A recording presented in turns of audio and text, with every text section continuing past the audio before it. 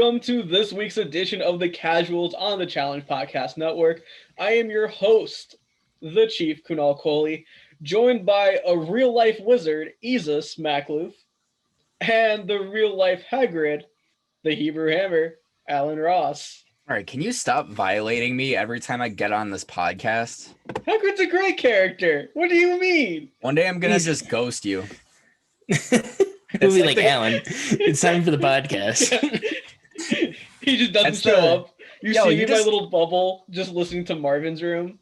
Yo, Hagrid is literally the Khloe Kardashian of the Kardashians. What do you mean? You mean of Harry Potter? Yeah. Well, Khloe Kardashian is the Khloe Kardashian. But you know what I mean. Like, she's at least before she got the 8 surgeries, she was like the Shrek of the family. I mean, who do you want me to compare you to? Like, do you want to be Ron Weasley? I don't want that for you. Like, yo, his brother fucks. He has like 8 brothers. One, yeah, like you're not a Percy. Like, yeah, no, he's Percy. No, yo, he's not Percy Jackson? No, Percy Weasley. The snake. My guy said Percy Jackson. I almost got excited because that's much better than Harry Potter. You know what? Fine. I'm going to redo this intro. Welcome to the challenge, folks. I'm with the real-life Harry Potter, Isis, and a young what is he? A half demigod? Half-blood. Yeah, demigod. He's a demigod, the son of Poseidon himself, the Hebrew Hammer, Alan Ross. I did kill Voldemort, so I swear to fucking God. Yo, can we acknowledge that Percy Jackson never got any love, even though the books were way better than Harry Potter? It's literally Harry Potter 2.0. Yeah, like, it's literally based on Greek mythology and shit. I feel like that's way more interesting than magic. It's literally Harry Potter 2.0. No way. There should have been way more Percy Jackson kids, like in elementary and middle school, than there truly were. It's like the android of books, fantasy books. Like, there's a special clique out there that loves Percy Jackson, and then everybody outside of that doesn't acknowledge it at all for whatever reason. It's true. I mean, if people liked it so much, they would have made more movies. That is. I mean, Harry Potter. They made what, 8? Yeah. Well, the movies just sucked. Like the first one I thought was pretty decent, but the second one was just pretty horrific. There's a second one? Yeah, it was bad. I thought you were calling out the Harry Potter movies. I was like, whoa. Honestly, Chamber of Secrets kind of mid. I'm gonna be real. Well, Deathly Hallows Part 1 was trash. Yeah, that was boring as hell. But shout out Prisoner of Azkaban though. That is my shit day in and day out. Dude, my ex-girlfriend was obsessed with Harry Potter, and it was the most cringe thing ever. God, did she own like? All right, so I'm not calling out anyone who owns wands and that type of shit, because you know what? To each their own. I'm a nerd too. I can't really complain. I collect nerdy shit. But was she the type to like dress up and shit? I mean, I'm sure she did at one point, but she like would reread the books. Okay. Like, it's I don't think that's horrible. No. It is. It's like rewatching The Office 8 times. It's like, why do you need to reread the book 4 times in 1 year? Do you remember those elementary school reading lists? Yeah. So I was dumb competitive in elementary. I mean, I'm still dumb competitive, but I was super competitive in elementary school. Motherfucker, I hate saying like that. But so I would reread all the Harry Potters just so I could get my stats up. And then I would just read whatever the fuck else I would want. But like I got so well versed in Harry Potter because that's all I would do from like 3rd to like 6th or 7th grade is just reread them, get my stats up, and get that pizza party at the end of the year. Really? What's your favorite book?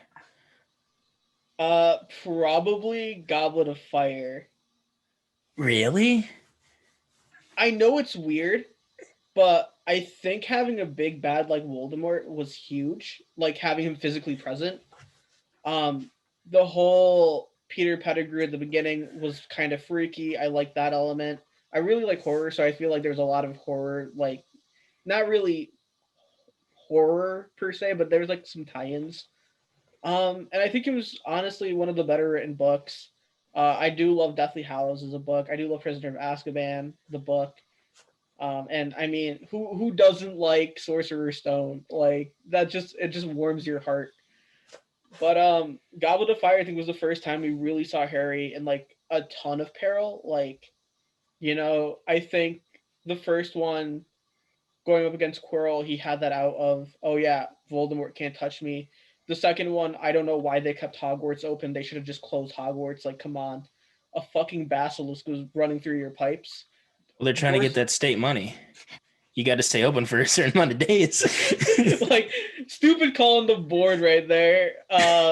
If you're in mortal danger, like you're in a pandemic or something, close down. Keep your students safe, please. These are human lives. The third one, I don't think he was ever in any like real danger up until Lupin turned into a werewolf. But like even then, I think Sirius Black could have taken Lupin. Oh, and I mean the Dementors were there, but like he had the whole Time Turner. That was like the Deus Ex Machina. He didn't have the Time Turner. Like at some point, he almost died. Yeah, I mean, Hermione. Yeah, but like Hermione was like, "Yo, let's use the Time Turner. Like it was just a Deus Ex Machina, But the fourth book, like that was the first time, like we saw like, oh, Voldemort just fucking killed Cedric Diggory for absolutely no reason other than fuck you. We had a fucking dragon come into the thing that wasn't Norbert because Norbert was kind of cute. Are you talking the horse dragon? Or the flying horse thing? No, that's a Threshold. No. Or you're either thinking of the Threshold or the Hippogriff. See, I'm not gonna lie. Yo, Harry Potter people are some of the most annoying people on this planet. Who's more annoying? Harry Potter people or Disney freaks? Oh, fucking Disney freaks, day in and day out. You guys are stupid. Harry Potter people are Disney people. No, they're not, bro. They are the same person. No, there's a line. Disney people, first of all, Harry Potter people, firmly Universal Studios, right? Like, we can all agree on that. Dude. But Disney I'm talking about those freaks that, like, move to Florida to live weird. to work at Disney. Like, somebody who will not be named moved down to Florida with his girlfriend so she could literally live closer to Disney. There's that's freak shit. There's neighborhoods dedicated to Disney in like Orlando and shit, and it's a cult, man. It's a whole ass cult. At least like Harry Potter, it's not as culty. Like how many times can you literally go to the same park and ride the same rides? Like, I mean, that's the only reason I go to. Like, I haven't been to Disney World since I was like a kid, but the only reason I would go is to ride the rides. Like, how many times can you sit there and be like, "Oh, here's Mickey"? Oh, you know what I'm saying? Like, that's just weird. I have no problem with Disney, but when you like intern at Disney and then it literally becomes a personality trait, even though you haven't interned there in like 10 years, like you need to get a hobby or something. I have a buddy who's like a good decade and a half out of college and he still talks about his Disney experiences. I'm just like, I love you. Like, you're a fantastic human, but stop. You need to chill. So the same girl that goes to Disney all the time, she literally had a baby, right? And like the baby was 2 weeks old and she brought that baby to Disney during a pandemic. Like, tell me that's not some freaky shit. Why would you do wait, in the same place where like kids will lick the windows and shit? Yeah, well, I mean, it's a baby, but like the baby was like 2 weeks old. Yeah, and in the middle of a pandemic, Florida, you are killing me physically. And the reason Disney is only open during the pandemic is for those freaks. Because who the fuck is traveling there? You know what I'm saying? Like, come on. Yeah, so people can do their TikToks and shit. God, yeah.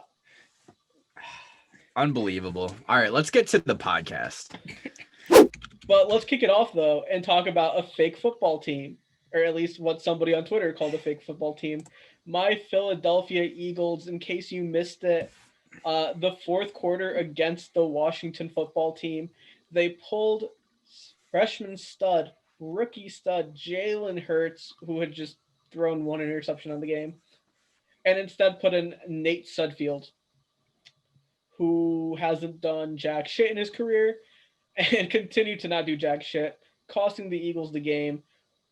Folks, first of all, do you think Doug Peterson purposely tanked to screw over the Giants? The implication being, if Washington lost, the Giants go to the playoffs. I mean, yeah, it was pretty clear. It's probably one of the more clear tank jobs that we've seen in recent memory. But I don't understand why everyone all of a sudden has a problem with tanking. Like, is it just because Giants fans are annoying? Are they sad boys? Do they want a participation trophy? I don't personally get it. I mean, like, wasn't everyone, including everyone that's mad about what just happened, weren't they really pissed, or weren't they all roasting Adam Gase for winning 2 weeks ago? I was going to say the Jets have been tanking all season. You don't hear anyone complaining about that. Oh, no. People were complaining about the Jets tanking. Don't lie. All Out Cover Zero was people were complaining about that. I mean, that was blatant. That was obviously blatant, and this was obviously blatant. But come on, I mean, you have a team doing a tank job. It happens. I mean, if you're the Giants and you're going to be a little like bitch boys about it, about crying because the Eagles didn't win a game to better their team in the future, right? Like they went from the 9th pick in the draft to the 6th pick in the draft. Like it is only 3 spots, but like that's a huge jump, though. It is a huge jump. Like people are acting like it's nothing. It's just like, well, they get the 6th best player in the draft, or who they think is the 6th best player in the draft, and like they're only helping themselves. If the Giants really cared, maybe they should have won more games in September, in October, November, and December. Yeah, that's just like, you can't sit here and cry like a little bitch and go on Twitter and be like, oh my goodness, I can't believe they didn't win the game for us. It's like, shut the fuck up, Giants. Like, who the fuck are you? Like, literally, like why do the Eagles owe you anything? You know, like, why would you put your faith in the Eagles? Yeah, it's the most entitled thing. Why do you think you're entitled to the playoffs at 6 and 10? You suck. You suck. That's why you didn't make the playoffs, and you had to believe in Doug Peterson. You had to be an Eagles fan. That's disgraceful if you're a Giants fan. As an Eagles fan, I would never root for my rival just to get us into the playoffs. The funniest thing was they were all like, yo, it's a disgrace that the Eagles threw this game. It ruins the integrity of the game. It's like you have a team with 10 wins missing the playoffs, and you think that you're entitled to make it with 6 wins. Who are you kidding? That you're a disgrace to the NFL, dude. And they literally only had to win 1 game. It's like literally 1 game, and you're sitting there and you're bitching about it. It's just like, shut the fuck up. Like nobody wants to see a 6 and 10 team. Nobody wants to see the Redskins in the playoffs. It's just like none of those teams deserve to be in the playoffs, and you're going to lose to Tampa Bay. Like, I don't care what anybody says, but like just shut the fuck up. Like, nobody wants to listen to you bitch and complain about a 6-win team not making the playoffs. It's just like Dan Orlovsky needs to shut the fuck up, because he put out a whole thing in his notes he put on Twitter. It's just like, you went 0-16, Dan Orlovsky. Like, shut the fuck up. Like, your team was tanking. Of the tank complaining about a tank job. Get the fuck out of here. To be fair, he also played for another tanking team, the Colts, and he was the one that won them 2 games. Yay, he won 2 games his entire career. So proud of Dan Orlovsky. So maybe that's his opening to have this take. Maybe he feels that way. Yay, I won 2 games. That's 4 less than the Giants. And like everyone's acting like the Eagles had no reason to do it other than the draft pick. But like, it was still a meaningless game. Like, the game literally did not matter to them at all. They didn't care who made the playoffs. It didn't matter at all. So why would you risk Jalen Hurts getting hurt and potentially being hurt into next year? It's not even like Jalen Hurts played all that well. He had like 76 passing yards. He did have like 2 touchdowns though. But still, who cares? Like, he clearly wasn't he clearly wasn't his day. Just sit him. Just be like, they probably would have won if he stayed in though. But again, like, why win a meaningless game and fuck your team for the future when you can literally set somebody lose the game and let somebody else go into the playoffs because you don't have a chance at the playoffs? It's just like, if your whole season comes down to another team winning a game, then you probably don't deserve to be in the playoffs. Like, that's just the whole thing. It's just like, the Twitter thing really pissed me off because it's just like, you're a trash ass team, so you're gonna get treated like a trash ass team. You know, like you're 6-10. Why on God's green earth is Jalen Hurts not in this game? What the hell? Why do they hate us so much? What did we ever do to them? My favorite part was former Eagle himself, Golden Tate, decided to bitch on Twitter. First of all, you played for the Eagles. You already know when it comes to the Giants and the Cowboys, it's on site. No one in the NFC East really cares about the Washington football team. They've kind of sucked for a while, so good on them for making the playoffs. But when it comes to the fucking Giants, do you even think that the Eagles would try to benefit them in any way, shape, or form? No, it's the fucking Giants. Fuck the Giants. Honestly, that makes me like the Eagles now. It's a rivalry. We got to keep the rivalry alive because we ain't no bitch boys, you know? The Giants can root for us because they're all bitches. But when it comes to the rivalry, we respect the rivalry. We play the rivalry. We don't care about the football team. Good on them. They've overcome a decade of sucking, and they have Alex Smith, who should be comeback player of the year. Good on them. But when it comes to the fucking Giants, fuck them. I'm fine with that. Doug Peterson did a beautiful job. Give him an extend his contract just for saying fuck you to the Giants. Extend that. That's the Philadelphia way. See, I wish it happened to the Cowboys though. Same. That would have been much funnier. Oh God. But you know what? The Eagles did fuck over Dallas a few years ago, taking Dallas Goedert in the draft. I think, we fucked over Dallas before. It's fine. I don't know if they would have bitched though, because I feel like they would have seen it coming. Oh no, they bitched on Twitter. Dallas fans were fucking mad when we took Goddard. They were pissed. No. When if the Cowboys beat the Giants, like they probably should have. Yeah. And then like the Eagles pulled what they just did. I feel like Cowboys fans and Cowboys players would have seen this coming. I don't know, man. I feel like they would still bitch because, again, they're bitchy fans. How could you not see it coming, though? Like, it was literally like the whole game. Yeah. It was just like they were literally benching people who were just like banged up.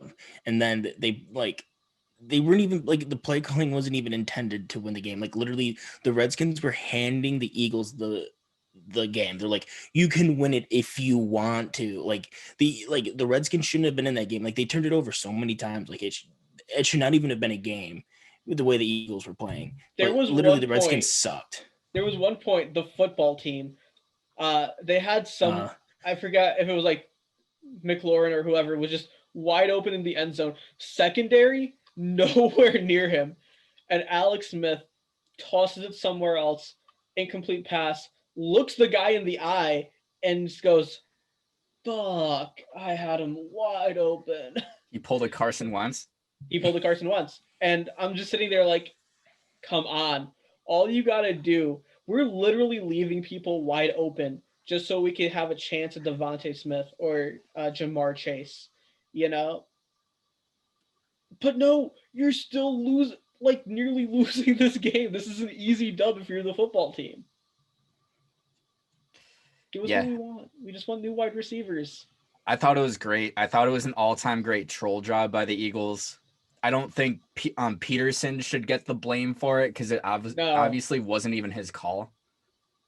Well, I mean, pulling out Jalen Hurts is probably his call. Yeah, but I mean, like, who do you think told him, like, make sure we don't win this game? Well, they must have told him to like, hey, listen, your job's safe. You're not getting fired, or he probably would have tried to win that game, But I mean, like, my thought is like, are the Eagles in the league just so that the Giants can get into the playoffs? Not like you're your own organization. You can do whatever the fuck you want to. If you want to throw 16 games, you can do it. If you want to win 16 games, you can do it. It's just like, I can't like the integrity of the game is not a team losing and you getting into the playoffs. Like the integrity of the game is like the best team gets in. And that's what happened. And I don't know why everyone's mad that it was a late night game because I thought that was the perfect cap off to the end of the season, personally. Best way to end out the NFC East, just the Eagles with a giant middle finger to the Giants. Yeah. And can we reflect on the Giants game, the Giants Cowboys game? How who's their running back? They're Gallman. Yeah. So the game's like, they're like, okay, Gallman, you got this first down, the game's over.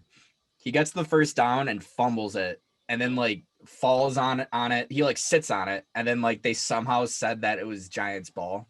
And like when you look at the review, in live action at least, there was no recovery, like, and the Cowboys were the ones that came up with it at the very end, so they should have had the ball. But then you look at it, and then the Giants, you can tell that Gallman might have had it at the end of the pile, but you can't tell that. That's not going to be inclusive. It's just a replay where you can kind of get a hint for it.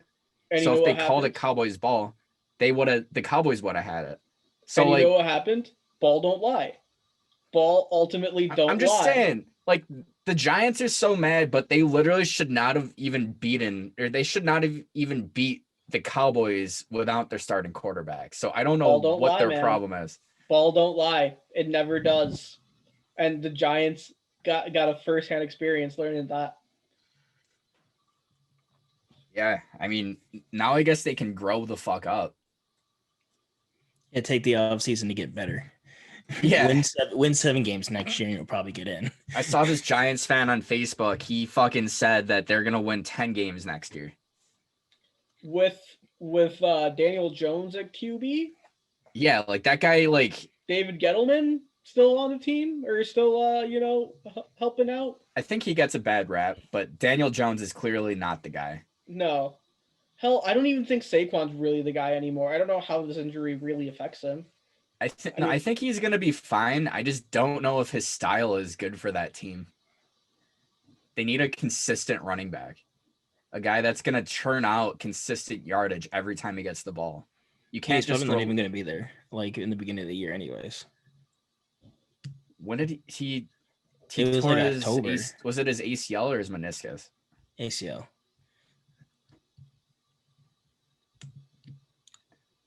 He might miss training camp. You're trying to do like the math in your head. It's a 12-month recovery. Well, it's shorter than 12 months. It's just like to be fully capable of being your old self. I think it's more than 12 months. I mean, at this point, like, they say it's closer to 2 years. I mean, they think they're going somewhere, and they kind of have to. They do, but again, like, you don't have the pieces to go anywhere. Like, this is like their year. Like, they need to make the playoffs, or they have to make some really big decisions. Well, let's hope next year that they don't have to rely on the Eagles winning, because again, it's fuck you. Like, I'm sorry. And honestly, I expect that division to get much better. It should. I mean, the Eagles are really they're just a few offensive pieces away. Jalen's more than a capable starter. I think if the football team can get a quarterback who can play just a little better than Alex Smith, it's a little more reliable. Well, and they're going to start leaning more on Antonio Gibson and actually give him a starter's workload. And I think once they do that, that team is going to be very good. The Cowboys, they're going to have a starting quarterback.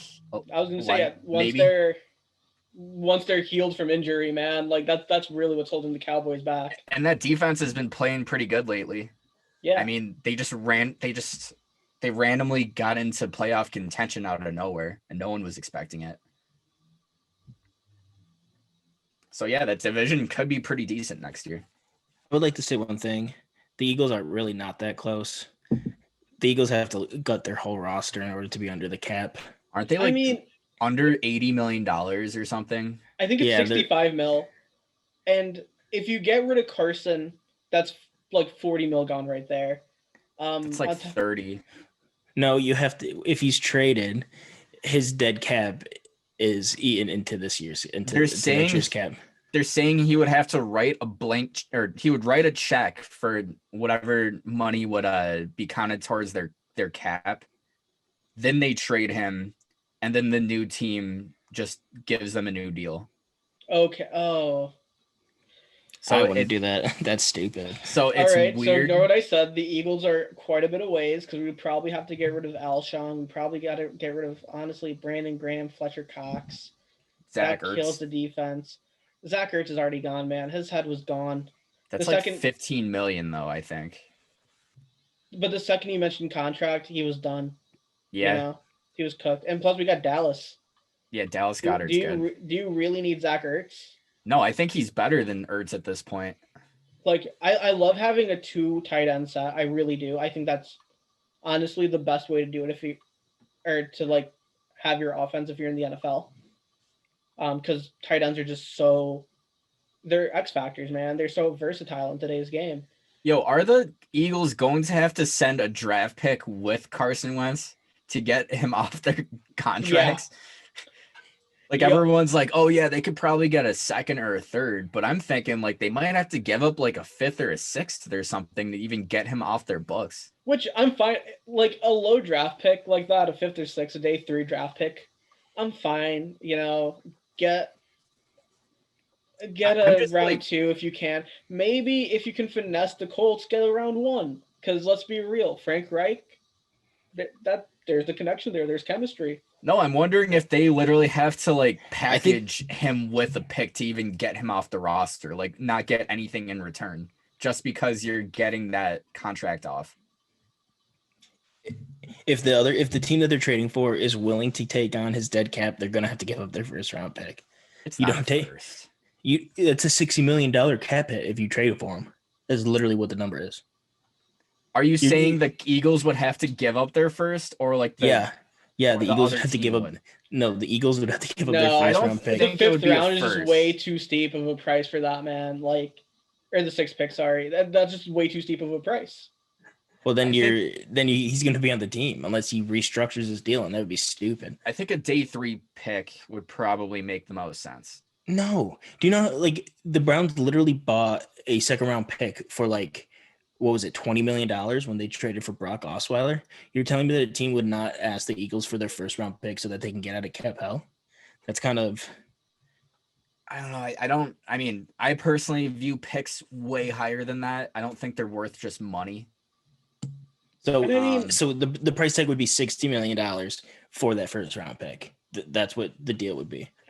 Unless there was other suitors. If there was 3 teams that wanted it, so they would have more leverage. No team is going to be able to afford him. Nobody's going to be able to take on that $60 million dead cap. That's literally what it is. It's not 60. I thought it was 30. No, you have to pay out all of his signing bonus. It's literally $60 million to get him off your books if you trade him. There has to be a team. There has to be a team that says, we're done with our quarterback. Let's take a shot on Carson. Because let's be real. This is really one of 2 years where he's really been trash. His rookie season was the first year, this season as well. I mean, the only issue is there's other quarterbacks on the market that are low-key better than him. That's true, but how many of those quarterbacks had low-key MVP seasons? You could argue that Matt Ryan did. You could argue that Matt Stafford did. That is true. I would rather have Stafford. Yeah, let's not even talk about him at this point. But Matt Stafford, I would rather have him than Carson Wentz on my team. I don't know. Carson's younger, man. That's an investment into your future as well. His body is 80 years old. Has he really had great protection, though? Aside from 2 seasons where he did. He doesn't protect himself. The past 2 years. He doesn't even slide. As we've seen with Joe Burrow, quarterbacks don't need to learn how to slide. No, we're not going to mention the ACL. We're just not. Carson needs to learn how to protect himself. He does, but he's making rookie mistakes. He does not protect himself whatsoever. He holds the ball for too long, and he's not he's a tough dude, but he has to understand he's not Superman. Can I say one thing? Alan will trash Carson Wentz for holding the ball too long, but then will praise Josh Allen for his elite what did he say? Patience. His elite patience, which goes hand in hand with holding the ball too long. And I just want to know. So I was having this conversation on Sunday. I was with my brother who's a Bills fan, and we were talking about how Josh Allen, he kind of leaves himself prone to hits. Like I'm surprised he hasn't really gotten injured yet in his career just because of the way he plays. And that's not just him like running or whatever, because I mean he does slide. It's just like when he does sit in the pocket, he trusts his guys so much that he's gonna wait until they get open. And all you need is one bad shot and you're gonna get absolutely hammered.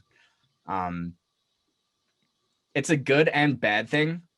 I guess the only difference between them is that Josh Allen has confidence in his receivers. Wentz just holds the ball open and throws up a prayer. Please, Zach Ertz, be down there. Dallas Goedert, be down there. Somebody. Well, he literally does not trust his receivers whatsoever. Like, that's the main red flag for me with Carson Wentz. I mean, we saw Agholor. He was the worst receiver on the Eagles, and every Eagles fan wanted him out of town. Well, there was that one guy that caught the baby, and he was like, oh, yeah, Nelson would have dropped it. Yeah, because Nelson did not know how to track the ball up until this year. Even he the had Super three Bowl drops. He had 3 drops in 2019. Even the Super Bowl year, receiver. He did not know how to track the ball. He didn't. You could see it every time he played. He just didn't know how to track the ball. Still a pretty decent receiver in the Super Bowl year, even with he Wentz. Was. But again, you saw he had tracking problems. This year, I think part of what makes the Las Vegas Raiders pretty solid is I think they have a really good wide receiver coaching staff. And I think that's what really allowed Nelson Agholor to grow was he was around people who could teach him. I think the Eagles don't really have that, at least for their receiving staff. Because, again, where has the receiver growth been? Are you sure it's not that Carr just has faith in him? Honestly, we saw it with Crabtree. I mean, we saw it with literally every receiver he's played with other than Cooper. Like, all I'm saying is you look at the growth of Agholor and even Judy this year. Or not Judy, sorry, Ruggs. And look at how they've grown compared to Agholor in past years. And he plays a different game now. It's kind of crazy. Well, I mean, he went from being like averaging like 9 yards a catch to like 20 yards a catch. But the knock on him last year was that he wasn't a deep threat. Well, I also think he wasn't the main receiver for the Raiders. I think that plays into it as well. He literally came on at the end of the year. I mean, he had a couple pretty good games here and there, and like he would break off like 60 yards out of nowhere, which is pretty good for a guy like him. Yeah, but like when he was on the Eagles, he was the main guy. Like he was the main receiver, at least last year, because Alshon was injured. I don't know, because like you had Ertz and you had Goddard and you had Sanders, who I mean, yeah, Sanders but like he was the number one. Yeah, like yeah, he was the main receiver, and he got the number one corner every week. Like that plays a role into it. Yeah, I guess. I mean, Carson Wentz is trash, but like you can't. They're not comparable. He wasn't the number one receiver. I have to look in to see who was actually covering him each week, because the way everybody acted, like everybody on the Eagles fan base that I have encountered, they acted like he was like their worst receiver. Les Canal he was though. Like it's a problem when Greg Ward is out playing you, but like Elias said, I feel Nelson Agholor was kind of forced into that number one receiver role. And I think that hurts a guy who plays pretty damn well in the slot and whose kind of main role was that. But still, I mean, the guy was a first-round draft pick. I feel like that shouldn't have been an excuse, especially being drafted so high, especially being touted that highly. But yeah, it was just a new role for him, and he was uncomfortable. And again, that with his tracking issues, I think really, really hurt him. So shout out to the Raiders. It's not just him too. Like Greg Ward, like he played really good down the stretch last year, and he was non-existent with Wentz this year. the rookie, hell, he didn't do shit with Wentz. And then the first game that he plays with Hurts, he breaks off 2 touchdowns out of nowhere. Looks like a different player. That undrafted rookie that came out of nowhere with Wentz. Oh, Fulgham, he looked amazing for 2 weeks. And then when you look at why he was producing so well, it's literally just because Wentz had faith in him. And then once all of his other receivers came back, that something changed and he stopped force feeding him the ball. Well, also, I mean, I don't think Fulgham's really played that many snaps since a bunch of those receivers came back. And we're kind of ignoring the progress Deshaun Jackson made with Wentz. He was still upwards of like 70% of the snaps. I mean, like, it's not like he was a non-factor. He just disappeared. And plus, I feel Deshaun only had 1 game with him. Well, yeah, but it was a damn good game. I mean, let's be real. it was 1 game though, and he got hurt during that game, didn't he? He did, but he was showing flashes of the old Deshaun. That's trust. That's trust right there. I don't know, man. I think you were talking out of your ass there. Deshaun will always be a really good receiver. He just it's delusional Eagles fan in me, man. I gotta make excuses for Carson because we paid $60 million for him. Until we unload him out onto the Colts for a first rounder, finesse a little bit. All right. I don't understand why you think they're in the position to finesse anybody. They're going to get finessed. They're either going to lose it. It's the worst. It's going to be a 2nd round pick, and I could see it being a first if he gets traded, unless he restructures. Hey. If Howie Roseman can turn Sam Bradford into a first rounder, anything is possible. Honestly, it doesn't matter if they get a draft pick. It doesn't matter what it is. I view that as a win for them. They're even a 7th round pick. Hell, if it's a 7th round pick, I view that as a win for the Eagles. Most GMs wipe their asses with a 7th round pick. You're going to get a 7th round pick for a former 1st round pick? What was he, the 2nd overall pick? 3rd overall? Yeah. The 2nd overall pick. You had to pay all that money, and you're going to get a 7th round pick in return? Let's go. Let's get a new kicker, guys. Someone to pair up with Jake Elliott. It really depends on the trade market for quarterbacks, though. If Stafford and Ryan are off limits, then I think there may be like 2 or 3 teams that would try to make a play, and then you're kind of in a competition to get him. But if you this year's teams that need a quarterback are very limited. Well, is Jimmy G still under contract? Yes.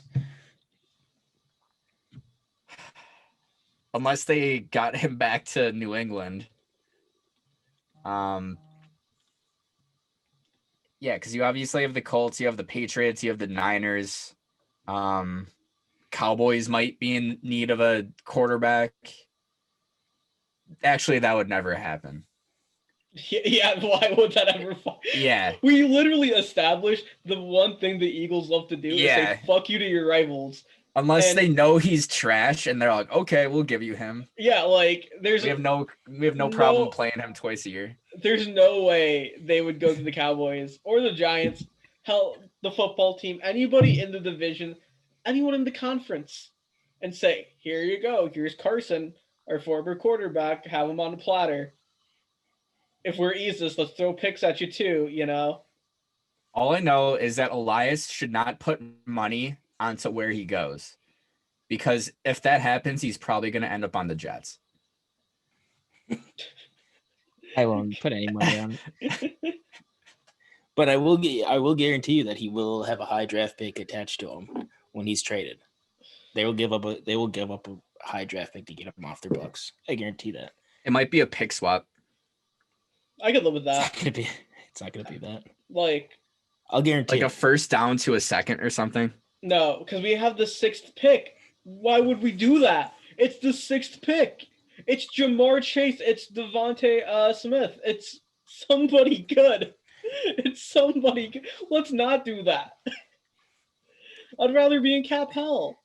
And he's gonna be the most expensive backup in the league. You know what? If we get Jamar Chase or Devontae Smith, I'm leaning towards Smith personally, but that's just me. Fine, so be it. Try again next year. You know. All right, I'm done talking about the Eagles. Fucking same. I hate the Eagles, man. This is the last we have to talk about the Eagles until he gets traded. Oh god, that sounds like a plan to me. All right, boys, let's talk about a team that is making the playoffs, the football team. They play the Buccaneers. Do they have a chance? No. I mean, everyone has a chance, but no. Yeah, they don't have a chance. I'm sorry.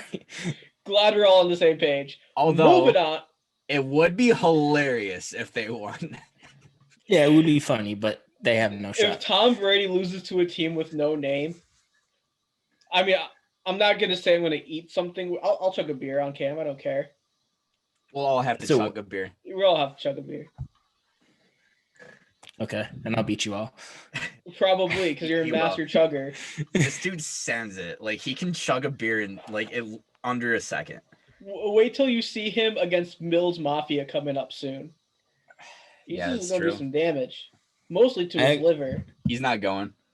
Yeah, I'm not going. Virtually, he'll virtually do it. Yeah, I want to. I'll go up against Badland Chugs. Yo, I might get jumped during that day. Cause like we're not gonna be in the stadium because like it's impossible to get tickets right now.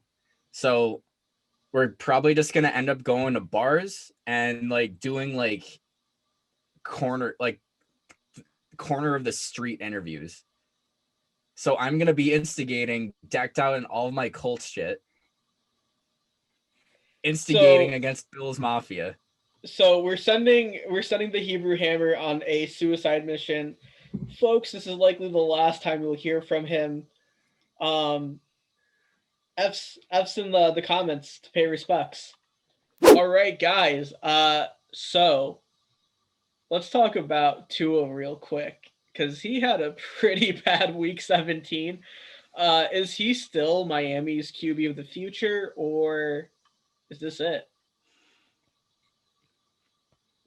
You go, Elias. So, like, the whole reason they tanked last year was to tank for Tua. Yeah. And they did win too many games to be in contention to get him, but thank God he got injured because he fell to him. So it's just like that might have been their guy. But like at the same time, why would you bench him multiple times when he was the starter for Ryan Fitzpatrick if you didn't believe in him? Like, I understand like you had a chance at the playoffs and you need to like you wanted to get into the playoffs, but like you going into the season, there's no way you thought you were getting into the playoffs or like you had a shot at the playoffs. So like let him develop and give him those reps, those valuable reps. Like they took him out when like they needed to come back. So it's just like, why wouldn't you want to give your young quarterback those opportunities? So like to take him out and then throw in Ryan Fitzpatrick, it's kind of like it's sus because it's just like who like I just don't understand what the logic is, you know? Like I understand you want to win games, but like at what cost, you know? So, as like Elias, you called me out for being pretty critical of him before, like weeks ago, just because he's so young.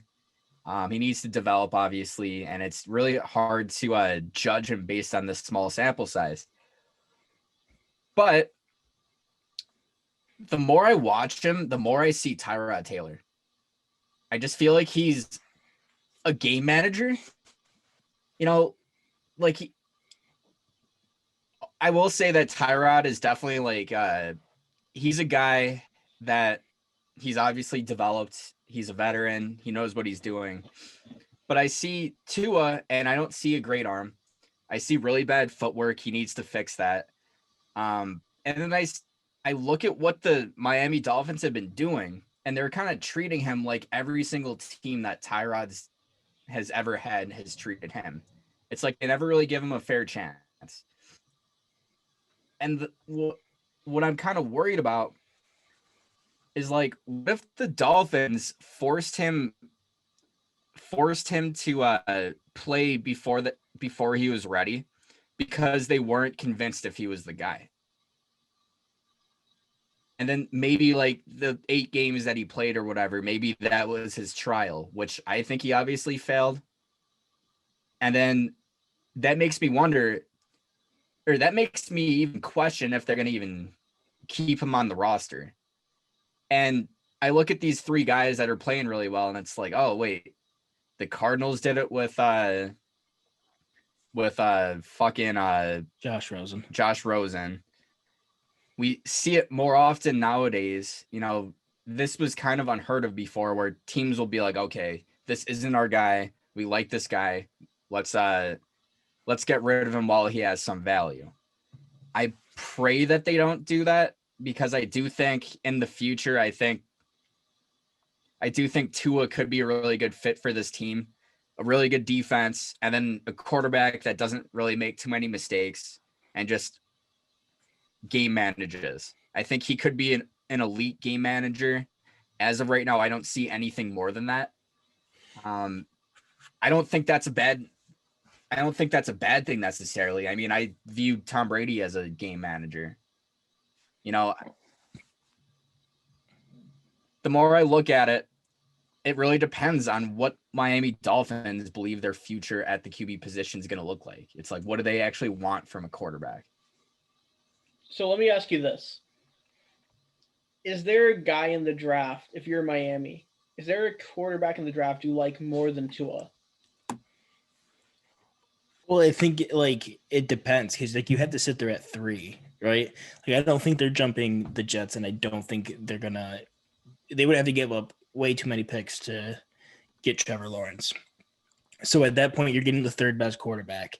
So it's like either going to be, it's going to be Justin Fields or Trey Lance. Like it's going to be your players that you can pick. Because I think the Jets keep Darnold and that's true, run it back. But I don't think they're going to. Well, I don't know, because it depends on who they get at their coach. But like, you're most likely getting the 3rd quarterback. So it's like, do you think the 3rd quarterback in this draft is like way better than Tua, that you're just going to waste a 1st round pick? Because you're not going to get a 1st round pick back for him.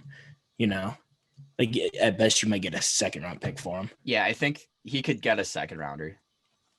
But I think like you have to stick with him another year. Yeah, but I think But if somebody falls to you and like you're in love with that guy, and you're like, that guy's going to change our franchise, I think you have to do it. But that's what you said about Tua last year. Yeah, that's the issue. It's like the things that we're saying about all these new quarterbacks, that's what we've been saying about Tua.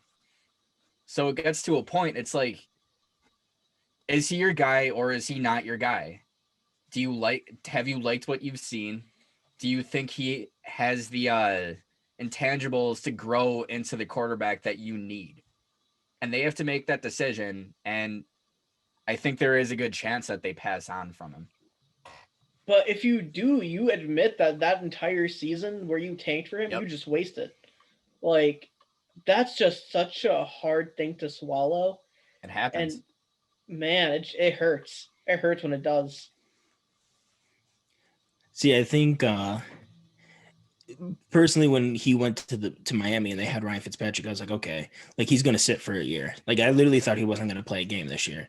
But then they must have saw something in him in practice where they're like, we should probably play him, because Ryan Fitzpatrick was playing relatively well and he had that team winning games. So just like, they must have thought like he was the guy. And then in those 8 games that he played, did they say like, okay, this isn't our guy?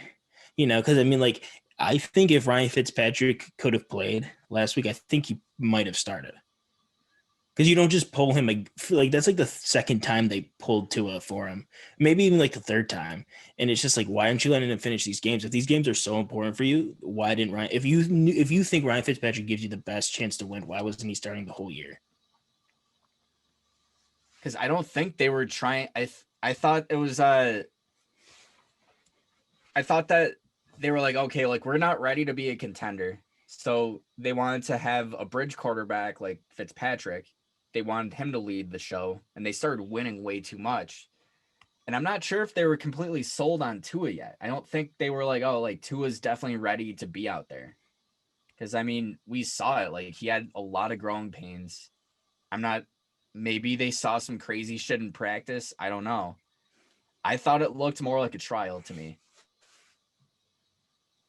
I think you give like a second round pick a trial. I don't think you give up like a first round pick. I don't think you give him a trial. Like that's just my thing. I think if you took him, like unless their GM is horrible and he just doesn't know how to evaluate quarterbacks, then like I don't know why you would pick him at whatever. I think it was sixth, fifth or it's sixth. just like it's just like you don't waste that high of a draft pick, especially with the players that were on the board, because they could have gotten like a left tackle, like.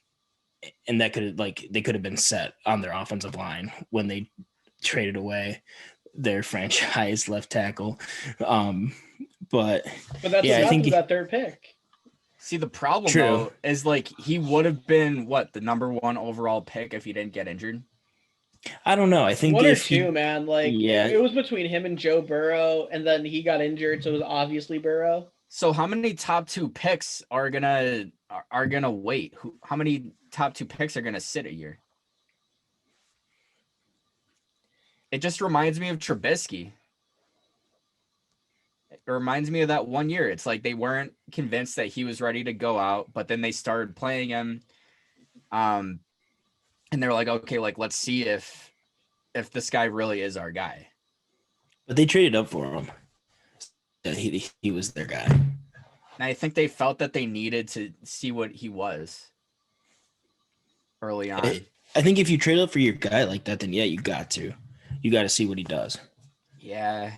I just feel like the expectations for Tua were so unbelievably high, probably not his fault, that it almost made them want to see what was going on. Because if he's not your guy, you're going to waste another 3 years.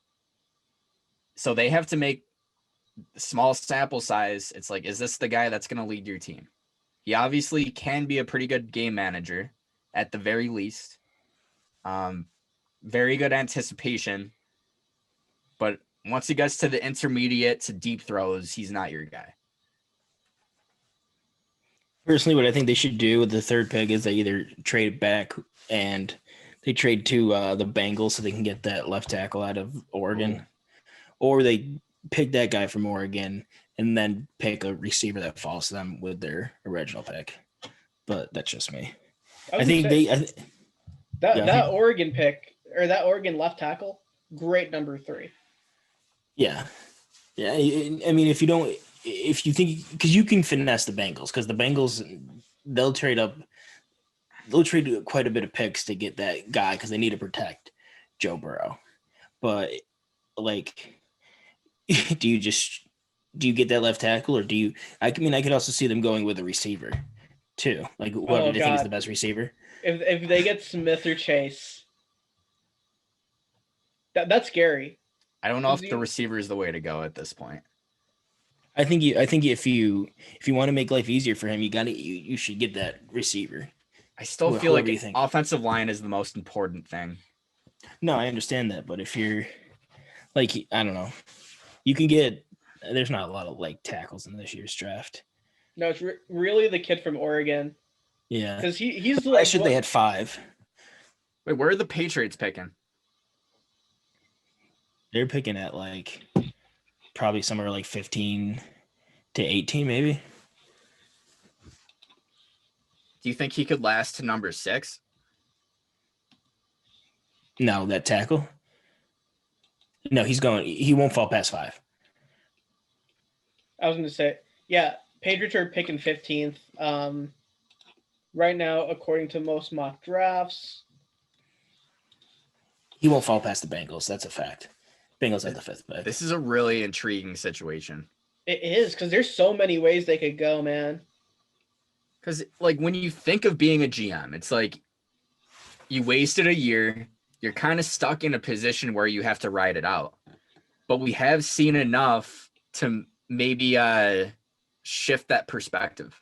I mean, I think you saw it one time happen.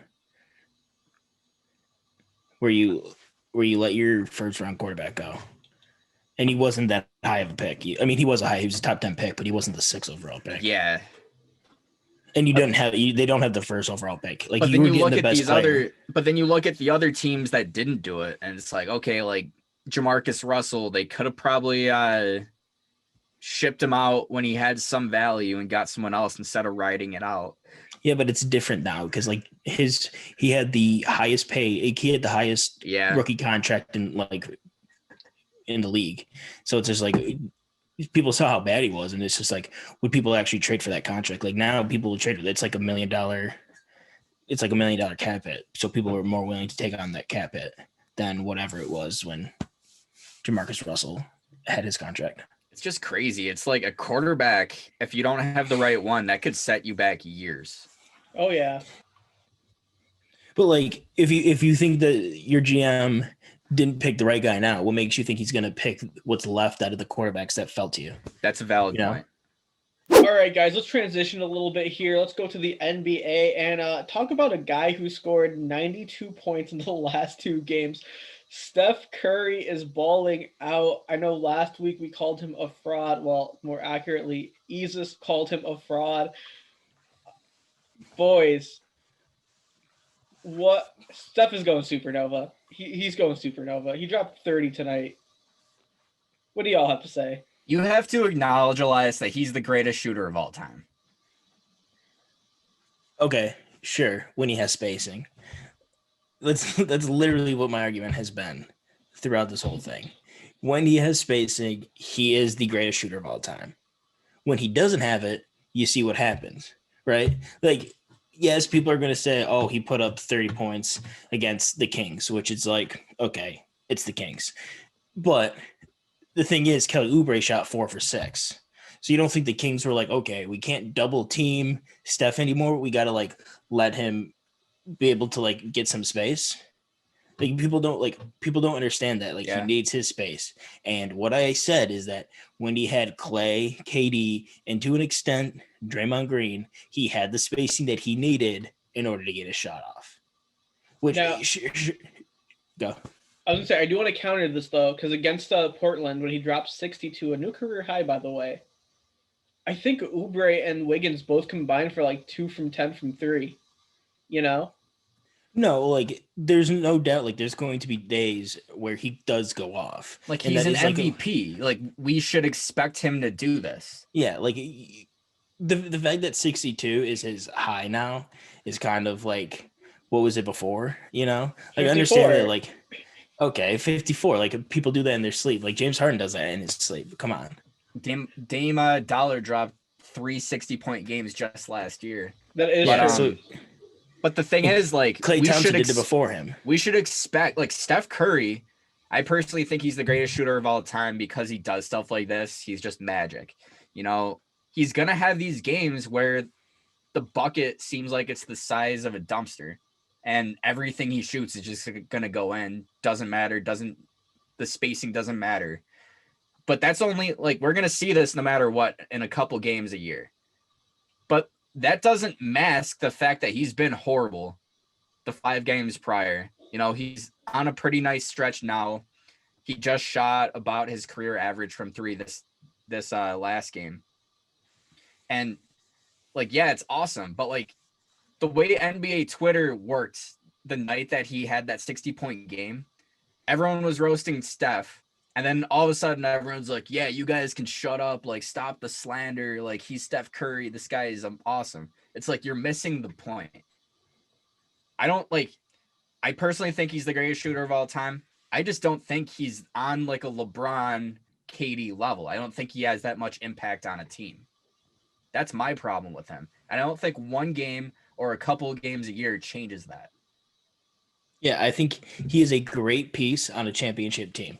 Like you can't, like they don't win those finals without Steph, but he also like he wasn't the guy to like win you those games. You know, like clearly those finals. Like he clearly wasn't the guy because he hasn't won a Finals MVP. And I know like that's what everyone says, but like he is a great piece on a championship team, but you like individually he can't do it himself.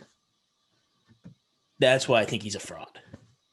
Like if he brings this team to the playoffs, I will change my mind.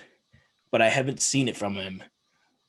I mean, does like being an 8th seed change that though? I mean, no, it really doesn't change it. But to like other people, it will change. It'll be like, oh, but he made it to the playoffs with this team. You know what I'm saying? You know who we need to hear from? We need to hear from Lucas from Cali to Cuse. You can check them out over on the Challenge Podcast Network, both on Anchor, Spotify, and now Google Podcasts. That was a plug.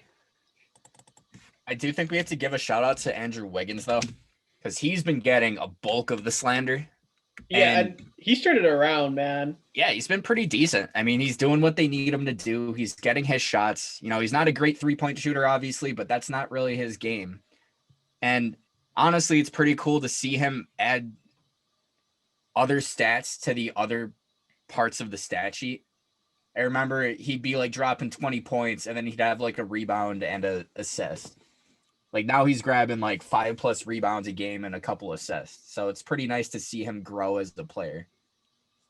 I think at one point 2 seasons ago, I said that he was going to be one of those great all-around guys. And then the game after, he had like a 22, 1, and 3 stat line. And I just kind of sat there and I was like, well, it just sucks. It's like Wiggins. You can jump higher than everyone on the court. Why are you not grabbing rebounds? No excuse. No, I mean, before he just didn't have the muscle, but now he finally does. Yeah. He's looking like a tall Kevin Hart out there. And I think if Wiggins continues to play this well, it's going to help with spacing too, even if he's not really shooting the 3. Just because you have to worry about his cutting ability and his mid-range. And guys, I know, Steph's had a bit of a surprising year, sucking and now going off. But what teams have surprised you? Isis, you kick us off. Orlando's really surprising me. I mean, right now they have like a 5-2 record, and I really thought they were going to be ass because I mean they barely made the playoffs last year, and they lost Jonathan Isaac for what's going to be most likely the whole year. And I thought like he was a big reason why they were successful last year, and just like losing him just didn't seem like they could compete. But Markelle Fultz, even though like he seemed like he had a broken ass jumper, and now like he's not like the greatest scorer on the team. He's not even leading the team, but like he can dish the ball pretty well, and he's just like he's actually keeping them afloat. And I think he's a big reason why they're playing really well. Fournier, he's actually really good. I thought like I drafted him on my fantasy team, and I was just like, yeah, this guy like has the opportunity to score. But like, I mean, he has. What's he scoring? How is he playing? He's playing well. He's kind of hurt right now. But I can tell you how much he's. I feel like he is a pretty inconsistent player. Usually, it's like he'll drop 20 here and there, and then he'll have a stinker. Yeah, but I mean, he's averaging 14, so it's not bad. No. So I mean, like as like probably their 3rd or 4th option. It's not horrible. He's probably their number 2. Oh, I don't know, because you have Terrence Ross going off the bench. Yeah. How's he doing? 22 a game. Yeah, he's their lead scorer. Damn, so it's not just Vooch? Yeah, Vooch is scoring 21. But he's averaging a double-double.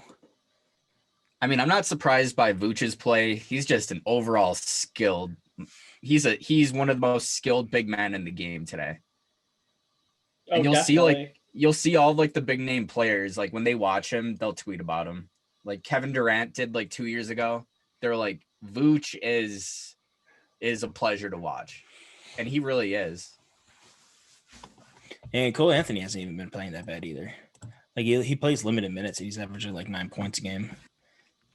Can Terrence Ross's play keep up?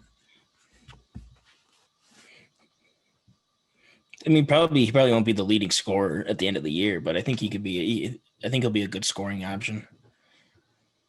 I mean, he's shooting 44% from 3. He's about 5% more. He's got 5% higher field goal percentage than he normally does. So, I mean, he's not playing crazy. You know, it looks like his volume. Yeah, his volume has just increased, and that looks like that's the only real change that I'm seeing. So maybe it is sustainable. Yeah, if he's getting all those opportunities, then yeah. Yeah. I can't see why not, I was especially gonna on a team that needs offense. Yeah. And I mean, you have a solid bench unit there. Like, I think Cole Anthony has like what, a 4-to-1 assist to turnover ratio. So you have a guy off the bench who can dish the ball, who can find a guy who can honestly just who plays really well off ball in Terrence Ross. So that's a solid bench duo right there. I think it's completely sustainable. I don't know if like them being like the 2 seed in the East is sustainable, but I think they have a chance to stay in the playoffs. It'll be a first round exit. Yeah. They're not winning anything, but I mean they'll make the playoffs. All right, Alan. Who are you liking? Who is surprising you? So this team is like, I'm not surprised that some of the players are playing well, but the overall team looks pretty fluid and pretty good. And that's the Cleveland Cavs. When I think of the Cavs, like most people, I just think of poverty. You know, I think of a bottom 5 team, you know, a couple good scores, still really horrible to watch, and just nothing really going on there. And it kind of represents the city pretty well. It's basically just a big Syracuse. So when you look at the weak. I'm sorry. All I can think of is Joakim Noah being like, "Who wants to vacation in Cleveland?" Seriously. The only way you can make Cleveland look good is if like you post a picture of a deserted island or something. Like it's like Aruba. It's like a picture of Aruba, and you're like, oh, Cleveland, Ohio. Who wants to vacation there this year? But going back to the sex land, we have to be honest. I think everyone was wrong about Colin Sexton. Everyone was acting like he was just like a me first scorer, you know, just a really good size scorer, couldn't shoot. And that was what he was labeled as in his rookie year. The next year, he bumped his averages up from 16.7 points to 20.8. That's a 4-point increase. Also jumped his field goal percentage up by 4%, which is a pretty big jump. And then I saw a tweet last year, and they were like, "Yo, if he continues to make this if he keeps making these strides, he's going to be projected to score like 70 points in 2025 or something." But after his next stride, he's now jumped up to 26 points on 56%, 55% from 3. He's still not really shooting threes, but it looks like he's shooting 10 for 18 from the field. Yeah, I mean, he's a much more improved 3-point shooter. He needs to shoot more at this point. He's legit. He's legit. But that's not his, like, again, like he's not, you can't really define him by his shooting. He's just a really big bodied guy with a huge bag. And honestly, it's pretty surprising. I mean, what if he does average 60 points by 2025? Could you imagine? Just 4 years down the road, we're in the challenge studio over in wherever, Burbank, California. Colin Sexton dropping 52 points a game. Yeah, it's just casually, and we're just like, oh, we're treating it like a Russell Westbrook triple double. Like, oh, there he goes again, dropping another 52. This is like a real life NBA 2K simulation. Like he is just making that same jump every year. God, I remember in like 2K11, if you did like the franchise mode or whatever, you could like simulate and like there'd be guys dropping like 40 points a game casually. But no, you're completely right. This is what Colin Sexton is doing. And it's weird though, like their roster's not even that great. Like they have Larry Nance taking threes. Yo, Larry Nance, surprisingly though, he's been a stat sheet stuffer. Like he's balling in fantasy basketball. Yo, 8 boards, 5 assists. Let's go, Larry Nance Jr. It will be interesting to see how many shots Kevin Love is going to demand once he returns, though. I don't know if that's going to help them. I don't know if it's going to help or hurt Andre Drummond. It's definitely going to hurt Lance because he has that role right now. But overall, the team looks pretty good. They obviously have a bunch of young talent, and they're all improving. So, I mean, it's only 6 games in, but if anyone's a Cavs fan, if there's any Cavs fans out there, you should be pretty excited. The question is, once LeBron is done with the Lakers, does he go back to Cleveland? The only reason he left is because, like, oh, they can't build around me. But maybe if he just waited a year, maybe if he sucked 1 year like he did with the Lakers, maybe he would have maybe a couple more rings with them. Do you think the Cavs are going to get that number 1 overall pick, get Bronny to pair with LeBron and Sexland? God, could you imagine that big 3? That's a big 4 right there. I recently been doing a franchise where I put myself in the league and I'm just like 99 overall everything, and I'm like 40 years old right now and my son's playing with me on the Knicks. That's the goal right there, man. Yeah, it's just it's Ezus and then Ezus Jr. just going at it. Ezus Jr. has taken 2 MVPs away from me, so I'm kind of pissed. Damn, he's hurting your legacy. Yeah, I'm facilitating a trade to get him out of New York.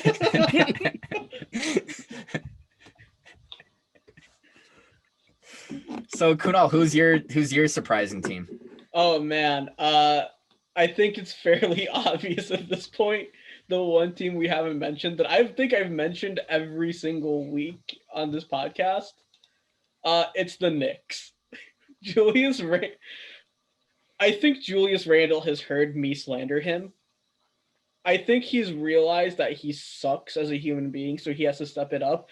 And boy, has he fucking stepped it up. The guy is averaging damn near a triple-double, 21, nearly 11, and 7 assists. Bro, where was this? Where did this come from? Keep it coming. This is what we need as an organization. Julius Randle has he saw Obi Toppin get drafted and people being like, oh, time to start Obi Toppin, fuck Julius Randle. And it was like, I'm just going to average damn near a triple-double this year, get my bag, and maybe take the Knicks to the playoffs. The Knicks are the 5th seed right now, folks. The 5th seed. I don't remember the last time we were talking about granted. Mellow year. The mellow years, and we're only like 6 games in, but we're the 5th seed thanks to fucking Julius Randle. This team is insanity. I don't understand anything about this, but I love it. And I mean, just all across the board, the team's doing pretty damn well. RJ's dropping 17 a game. He's got 7 boards, 3.5 assists. Love that. Alfred Payton is running the offense pretty well too. He's doing a pretty solid job. Austin Rivers, the past 2 games, he's doing great, dude. He's emerging, and we all know future Hall of Famer Amon Quickly is going to do future Hall of Fame things. He looks good. He does. Granted, he's playing limited minutes, but he is a future Hall of Famer. This team just breaks me because Julius fucking Randle. I want to hate Julius so badly. I do. But he's balling out right now. Do you think that's sustainable? It can't be. I mean, when you watch Randle, he'll throw up at least 4 or 5 bailout shots a game, and they go down. They're just falling. Yeah. Everything that he's throwing up is falling. This is the Knicks, right? So you got to remember Murphy Law reigns supreme with the Knicks. It reigns supreme in 2 realms, the news business and the Knicks. So something's going to go wrong. Something will. So this definitely isn't sustainable. But for right now, this is the best basketball the Knicks have played in the past 2 years, and I am all for it. If that means Julius Randle is averaging the insanity that he's averaging right now. He dropped 28, 17, and 9 against Atlanta Monday. When was the last time you saw a Knick drop 28, 17, and 9? When? He also had like 9 turnovers too. That was almost a quintuple double. It almost was. And I'm fine with that because it's goddamn Julius Randle is getting the goddamn bag, and I respect the hell out of that man. I am never going to say he sucks again until, he starts sucking. I don't think they'll make the playoffs, but I think... Shut the fuck up. Julius Randle's going to carry the fucking Knicks to the playoffs. Just because you said that, he's listening to us. I hope he does. And I hope he keeps balling out for my fantasy team. But I don't think this is sustainable. The wins in the win column, in the proper column. But I do think this is a huge step in the right direction for a team that was looked at by everybody that wasn't a Knicks fan as a black hole. So this is awesome to finally see progress. Hopefully they get another good draft pick though, just to keep building this team. God, if they can get if they can get Cade Cunningham on this team, Lord. But like, it's nice to see them. They might get a nice ass pick from Dallas this year. Like Dallas is like trash right now, and they might get that pick, or they will get that pick, I should say. Have you guys? Who would have thought when we made the Kristaps trade? Hold up. That the real centerpiece of that trade wasn't Dennis Smith Jr. or DeAndre Jordan. It was this year's draft pick. Damn. I love how the show The Queen's Gambit came out, but the real person playing 40 chess was the Knicks. Pikey. And the guy who was the GM is not even there anymore. No. Yeah. He got fired for making such 5-head moves. Imagine failing upward. Dude, this is literally better than Sam Presti. Or Sam Hinkie, sorry. And The Process. This is 20 times better than that. I just love how they're proving the haters wrong. Like, RJ is getting better. He clearly looks like a much better player than last year. He's improved leaps and bounds, man. I hope he stops just forcing up 3-pointers, because that's not his game. If he doesn't do that, like, just use your big physical body. Look what Julius Randle is doing when he's bulldozing over people. Like, you can do that too. You're a huge-ass dude. It's sad when Julius Randle has a better 3-point percentage than you. And Julius Randle currently shoots at a 50% clip. RJ shooting at 24. Julius Randle is twice the 3-point shooter RJ is right now. Honestly, it's not a big deal. It's not. Yeah. But I still love that number, and I love that statistic, and I love Julius Randle, man. This is the last guy I thought we were going to be talking about in the second week of the NBA season, but we are. If he keeps it up, I'm getting a Julius Randle tattoo. Oh, geez, don't do that. Where? Get a face tattoo. No, I think you should get your whole back. Your whole back. It's just a jersey, and then it's Randle. See, I was going to go for like a huge descriptive scene, Randle leading the fast break charge at MSG, just looking like a complete dog that, what's his face? Bobby Portis called him last year at Summer League. Man, but no, you know what? If Julius Randle keeps it up, and if he, I'll make it realistic. If he makes the NBA All-First team, I'll get a Julius Randle tattoo. I'm fine with that.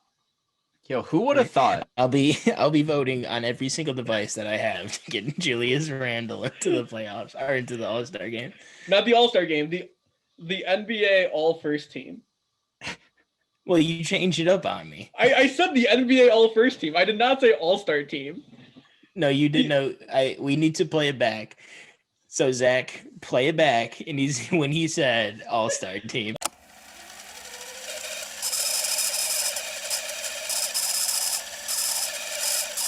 You know what? I'll make it realistic. If he makes the NBA All-First team.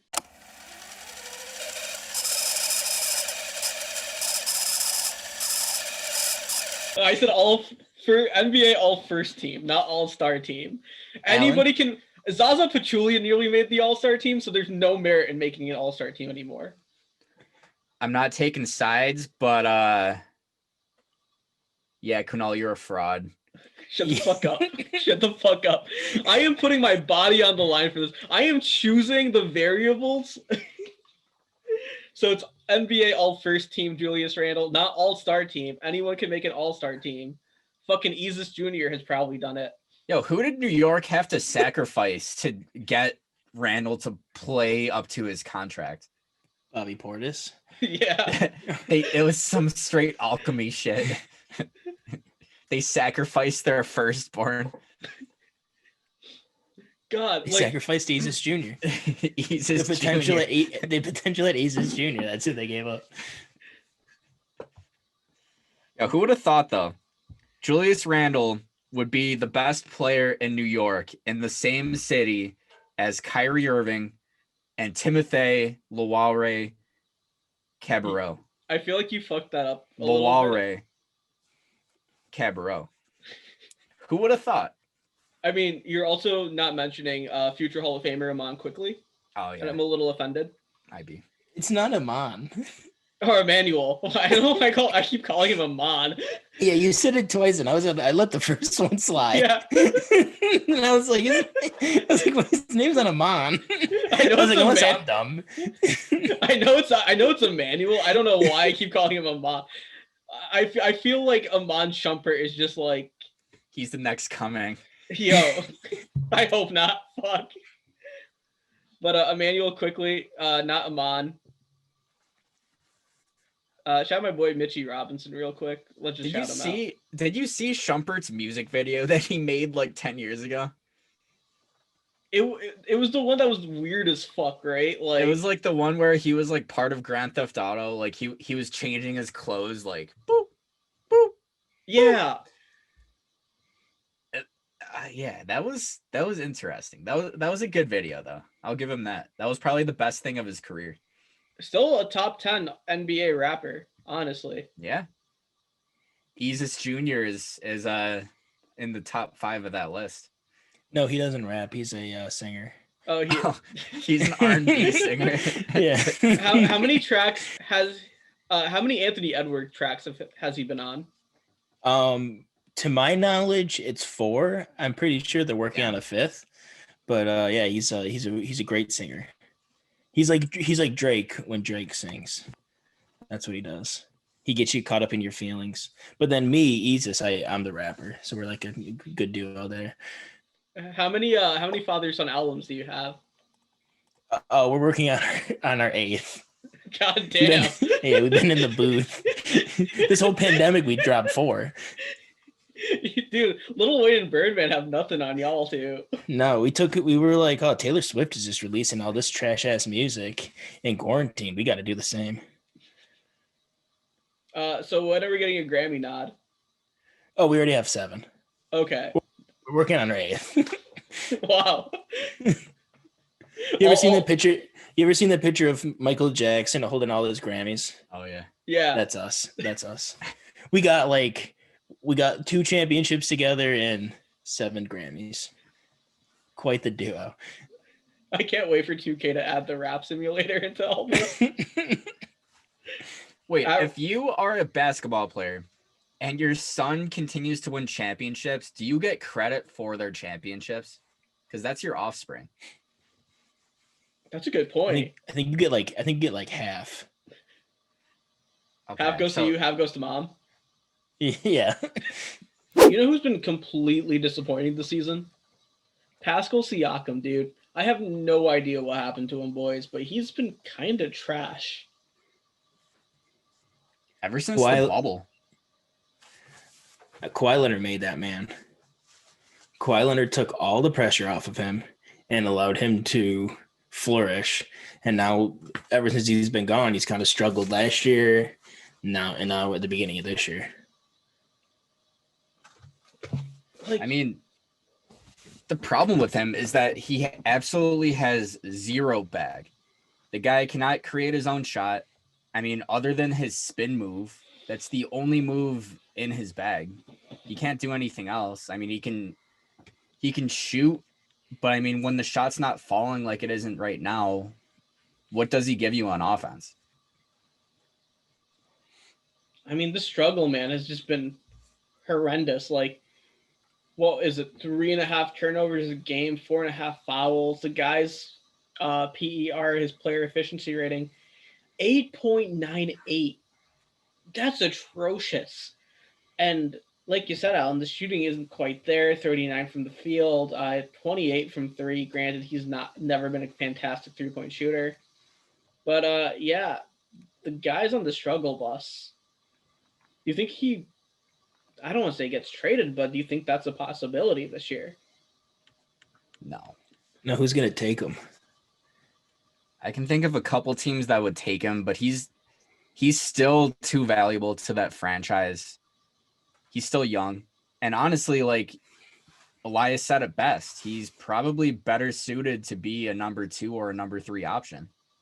So, I mean, how can we really hate on him for struggling when all the pressure's on him, when he's not a number 1 option? Yeah, I think the Raptors were like, they saw what he did with Kawhi, and they were like, we're okay with getting, like, not getting rid of Kawhi because you don't get rid of Kawhi, but like, they're like, okay, they're like, we have somebody who can maybe beat something that Kawhi was. But I think to be honest with you, I think they got to move him to small forward instead of power forward. I think if like at 6'9", like he's just gonna body people, and I think like he'll be more suited to play small forward, kind of like a smaller Giannis when Giannis plays small forward. I mean, defensively, I think he still can guard 4s. I mean, he's still a very strong dude. I mean, I'm not saying that he can't guard 4s. I'm just saying if you need the offense, you should move him to the 3. Yeah, I mean, it's very hard though because of the way the team is set up. Like when you think about their lineups, like you have Van Vliet and you have Lowry, who are their best scorers right now. And you have Powell off the bench. So you have some really good guard play. And then where do you put OG? You know, you need him out there. Well, OG started every game, you know? Yeah, you need him out there. Yeah. So I don't know if you can move him to the 3 because honestly, I mean, they don't have the best roster, but they do have some very talented players. I mean, theoretically speaking, you could move Chris Boucher into the starting lineup, bring OG off the bench, but then you lose a ton of size coming off the bench, you know? Like, your next big man off is, who is it? Stanley Johnson, I guess? Alex Len? Like, there's not a lot of size on this team, so I feel like you need to keep Boucher on the bench. I mean, you could put OG at the 4 and just have him as a 3 and D4. And then not have to ruin your defensive lineup. I don't know if OG's big enough to play the 4, man. Like, I mean, they don't need 2 bigs down low. Unless they I feel like you get bodied. He's only like 230 pounds, you know? I feel like power forward is like the most useless position, though. I mean, like PJ Tucker is one of the best power forwards, and he's like 6'7", and he's just a shooter, you know. He's like 245, you know. But he's basically just a 3-and-D player. That is true. I mean, you don't really need him to do much. I mean, you have Baines. Unless you just use Baines as a 3-and-D center. And then just let Siakam take people one-on-one. But he doesn't really have any post moves to dominate like a Giannis does. So, I mean... He also doesn't have that explosiveness, you know? Like, we keep on bringing that Giannis role, but, like, I don't think that's where he'd thrive. Again, Isa said it best. He is, you know, a second or third option. But if I'm Toronto, how do I get a first option for him? Or do you wait for the cap space to open up and then you can get one of those like a legitimate number 1 option to pair with him? That's what I would do. Who are you going to get, though? It's a tough sell to bring someone to Toronto, but I mean, they have great management. They have arguably the best coach in the league, and their roster, I mean, they have some talented players. I don't think it's as hard of a sell as it used to be. No, and I mean, They have the benefit. I was gonna say they have the benefit of winning a recent championship. Yeah, but that win is kind of sus. Like they did beat the Warriors when half the team wasn't playing. Still, I mean, even before then, they were like a 50-win team every year. Yeah, and they got beat by LeBron every year. Yeah, and he's not there anymore. It's not LeBronto anymore. No, it really isn't. I don't know. I don't think you can trade him, but you got to just work on his offensive game. Nick Nurse, he needs to show that I think that's questionable to say he's the best coach, but I think if Nick Nurse is the best coach, then he needs to figure out what he needs to do with Pascal. I mean, the good news is I think they have like $30 million or something coming off the books next year because of Kyle Lowry. I hope they bring him back for a smaller deal. He's 35. I mean, they could. I really hope they don't use their bird rights to sign him to like a $40 to $43 million contract. That'd be so stupid. It wouldn't be surprising though, because he is the heart and soul of that team. That is very true. But yeah, that would ruin it. If they could get a legitimate number one option, if they could bring back Lowry for a smaller deal, and if they could make that work, because Van Vliet is just balling out. He really is. He's dropping 22 a game. So I think that's best on the team, right? Mm-hmm. Yeah. Lowry's right behind him. He's at like 19. Unless they just they lean completely on Lowry and just let him run the show like what we saw in the playoffs. But can you do that now that Lowry's like 34, about to turn 35 though? Like he'll have his games, but no, I don't think so. I don't think it's completely sustainable. I mean, I can't believe I'm saying this, but Fred VanVleet is your future right now until he isn't. Yeah, like we have to see how sustainable that is, man. We really do. I personally don't know because the way he's playing, he's kind of balling out. I mean, let's be honest. Like, if you think you're going to have to bring in a number one guy, I mean, when they got a number one guy, they had to trade for him.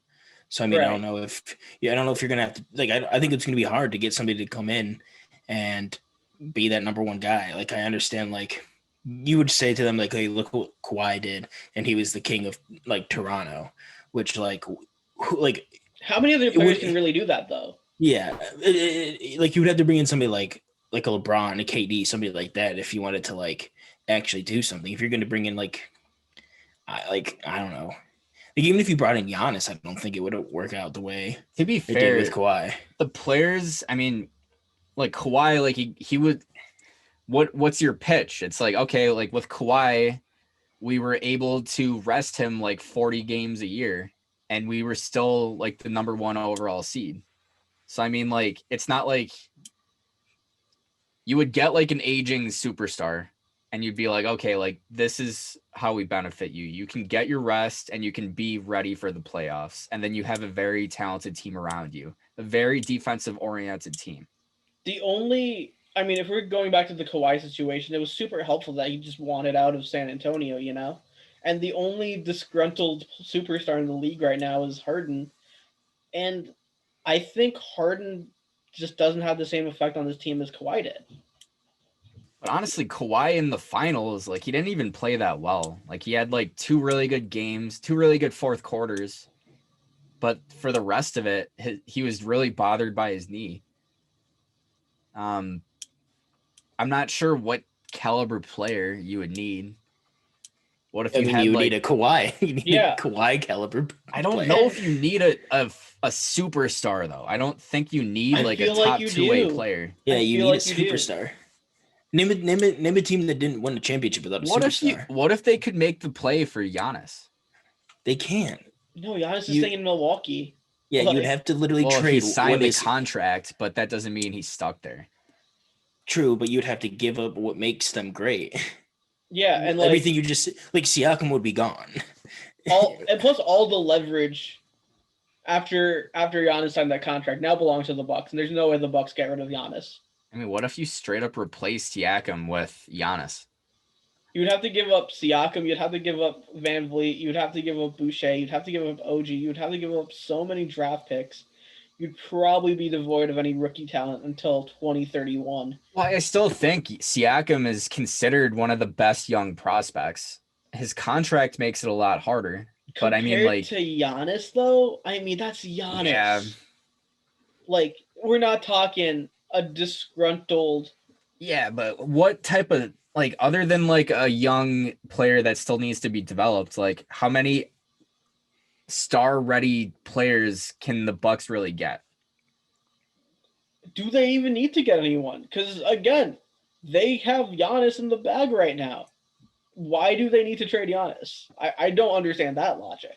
I mean, if they fail again, Giannis is gonna be like, yo, like, I can't be dogged anymore. And then you're gonna see increased tensions, and it's gonna be an Anthony Davis situation. Yeah, but if that was his mindset, then he wouldn't have signed that contract.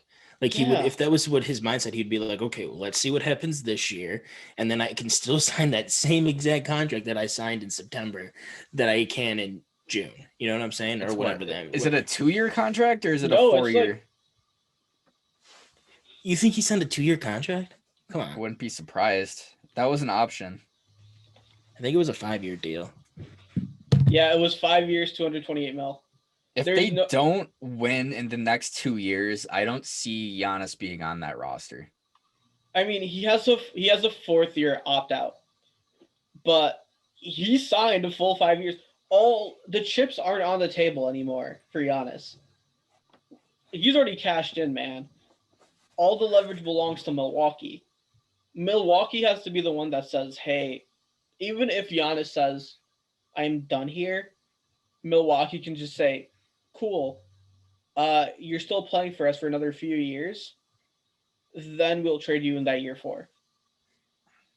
Yeah, but I think like the NBA is like a lot, like NBA teams will facilitate that trade for their stars if they don't want to be there. I feel like they wouldn't do that unless like he did what James Harden did.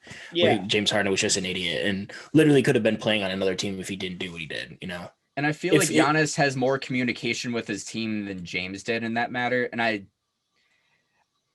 don't know this for sure. I'm just kind of talking out of my ass. But I really feel like he probably talked to management and he was like, yo, like, things could get pretty weird if we continue to lose in the first and second round. But it's his fault. It's not like it's their fault. Yeah. Like he disappears. Like you can't, like, it's not like James Harden where like, yes, James Harden kind of does disappear in the playoffs sometimes. But like, to be honest with you, the reason they're losing is because Giannis is kind of being trash. Why are they trash though? Think about it.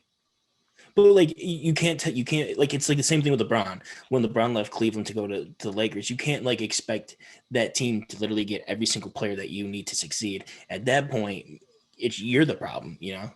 Like if you need all these players to be able to make shots and it's like, well, I'm missing all these shots. I can't drive to the hoop in the playoffs when defenses get more strict. Like, I mean, like think about you're the problem at that point. Think about the Warriors, how teams are playing against Steph when people aren't hitting those shots. Now think about Giannis when teams' entire game plans are literally to create a wall to stop you. So then you take out his biggest strength or you slow down his biggest strength, you kick it out and your guys can't hit their shots. I mean, it's hard for me not to feel bad for him because he does take the majority of the blame. And you can argue that it's not even his fault. But just to bring it back to Siakam, I mean, I think Siakam's in a different boat than Giannis, obviously. Like, Siakam should not be the number one guy. And I feel like a lot of the blame, while, yeah, you can put it on Siakam, you got to realize he should not be your number one. Like, obviously, Giannis is your number one. So I think the trade, to even facilitate that trade, would just be – I don't think it would work at all. But that said, I mean, it's crazy to think the most expendable guy in Toronto is Siakam, you know, especially after that championship run. Yeah, it's pretty insane how the mighty have fallen.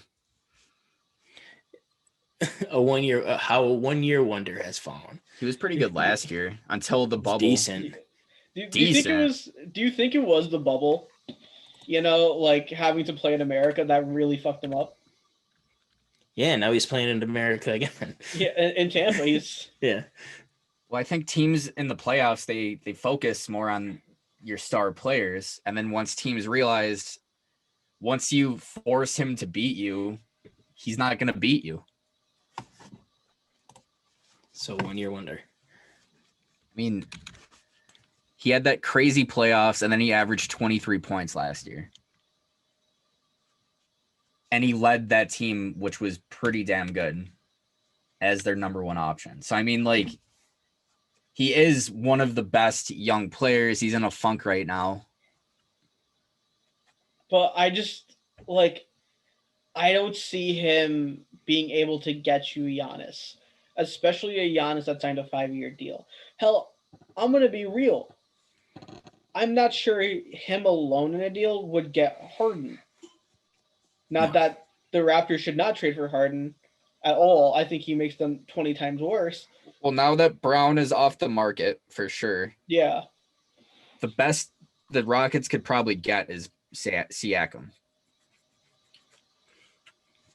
But yeah. I'm not sure if they would make a play like that because I feel like you have to keep Siakam and pair him with someone. So you have to hope, you have to pray that someone's going to be willing to be the king of Toronto. Whether it's like a Devin Booker caliber player, that could be pretty interesting. That might be enough to get them over that hump. I'm not sure if they could compete with like the Lakers or something, but they would be one of the best teams. And guys, as our podcast comes to a close, we have to acknowledge something that happened that was announced New Year's Eve. The death of one of the most legendary rappers all time, MF Doom. He died back on Halloween, but his death was just announced. This is, I mean, he's one of the greatest lyricists all time, one of the most innovative producers. Yeezus, what does this mean to you?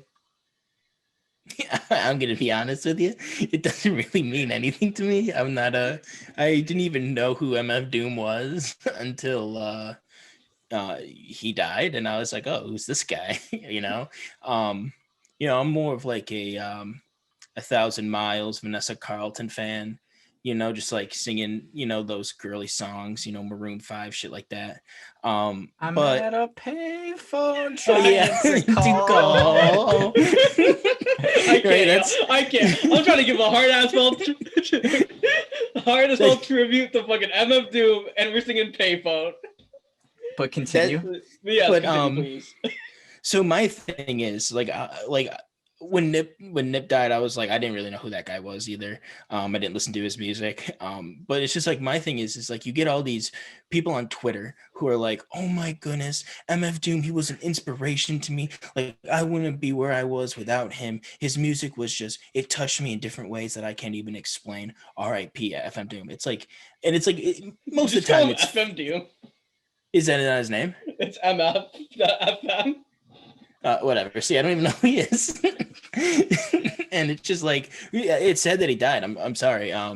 RIP. I hope his family doesn't like get all upset. But yeah, it's just like, shut the fuck up. You didn't. I guarantee you, most people didn't know who he was, and they just wanted to say something because that's the cool thing to say. And what sucks is like he never got love. Even I mean, he had a very small niche in fans, and those fans like they worshipped him. Everyone that listened to him, they were like, oh yeah, this guy, like top 5 rapper of all time, one of the best lyricists ever. But like everybody else that was outside that niche, no one listened to him or gave him love when he was living. So now they're kind of coming out of the woodworks, and like, this guy had like barely any sales because he was like an underground rapper.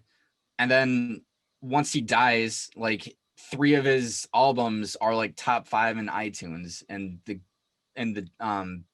weekly charts. It's like, where were you guys when he was living? How come this guy never got the flowers when he deserved it? How come it's coming out now? It's funny to see the rappers who are paying tribute, because like you do see the guys who do take away a lot of their styles from Doom. Yeah. Like Tyler the Creator, Earl Sweatshirt being like kind of the main 2 that come to mind for me. Just because like when I was into Odd Future, like they would literally just cite Doom as one of their biggest inspirations. They went to a Doom concert and they were like crying because it was so amazing. Oh my god, dude! You see Doom in concert, that was a fucking experience. I have never seen him in concert, but that you could tell that would be an experience. Literally. But then I was on Instagram or it was Twitter or something, and I saw Playboy Cardi tweet out like "R.I.P. Doom" or some shit. I'm like, Playboy Cardi listens to Doom? Since like. I like Cardi, you know. I got the Whole Lot of Red Lights on, even though the album was trash. Come on, Cardi, give us a good deluxe edition. Has nothing to do with this being the challenge colors, you know. But no, it was just funny to see, like, oh yeah, like Cardi allegedly listened to Doom. But no, I mean, I think, you know, you guys are saying a lot of on point things. But the legacy the guy left behind, I mean, Mad Villainy, his collab with Madlib back in 2004. To me, top 3 hip hop album all time. Easy. As Doom would say, I'm your rapper's favorite rapper. You know, he would also say Cheetos, Fritos, and Doritos. You know who was a legendary performer live? Who? Carly Rae Jepsen. Her music, when she does it live, it just really it speaks to people, and I was one of the lucky ones to see her do it live. Can you give us a live cover of "Call Me Maybe" to, you know, outro us out? Hey, I just met you, but this is crazy. So here's my number. So call me maybe. That's all I got. That was I gorgeous. respect it. Absolutely gorgeous. Ladies and gentlemen, that was an incredible performance. You saw it right here on the Casuals, which you can catch us on YouTube, Spotify, Google Podcast, Anchor, wherever you get your podcasts. Folks, tune in every Thursday. We'll be here. Like and subscribe. Follow us on Spotify and do your thing on other social media. Check us out on social media at The Challenge Sports, at The Challenge BL. For that, I am the Chief, Kunal Kohli, joined by MF Ezus and the other greatest rapper of all time, Playboy Hebrew Hammer, Alan Ross. When you say my name, make sure it's in all caps. Woo! He knows. He's a real one.